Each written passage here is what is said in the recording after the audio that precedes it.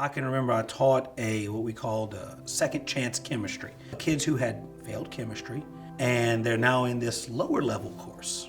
And so this guy comes in, it's probably about second or third year teaching, and I called them veterans. Like that was one of the things I did was, you're a veteran. You're not a failure. You're a veteran of the course. You've been here. You've done that.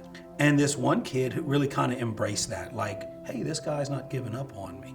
And he and I got along famously. And so years later, he said, oh, by the way, Mr. Richard, I've just been accepted to med school. And I was like, wow. As a teacher, I'm not just in charge of content and skills. I know, and I don't want to minimize that because that's huge. You know, we need to show growth as the school district, and our children need to show growth in their learning. But also as a teacher, our job is to educate the whole child. And one of the biggest areas that I see as a need right now is with our Leader in Me program that I work with, not just at our school, but also with United Way and Franklin Covey, because it's bringing those skills that those children need in the future. How do we communicate to each other? What responsibilities do I need to put in my life first in order to be successful? Having goals and achieving those goals. And I feel like without that being taught maybe in the home or, you know, as a big part of school anymore, that without that we aren't gonna set children up to be successful contributors to our society.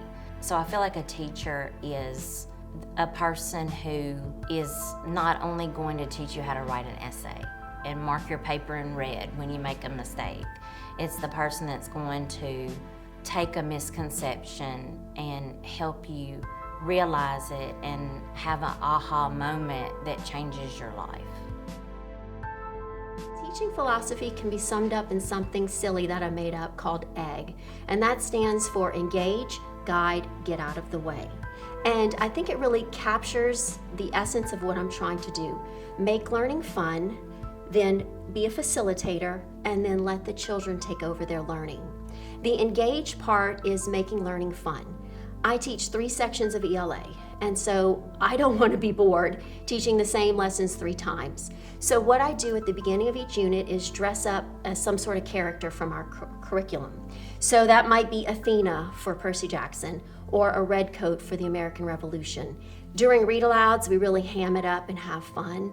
And then I do like what all other teachers do. We have Kahoot games, we do turn and talk, we do group work, we do whole group, we do individual, we do partner work, we move around, we use our bodies, and we just make it more fun. The guide and get out of the way is me starting a lesson, making sure it's flowing, but really letting the kids take ownership of that lesson. And you would think they're 9, they're 10, how can they do this? But they do, they really rise to the occasion. And it's cute to see them in groups, acting like little teachers, helping each other, encouraging each other. And a lot of times they teach me things that I, after teaching it 10 times, overlook or never even saw in the first place. And it's like, wow, my eyes are open to something new, thank you. And it's really fun to watch them grow.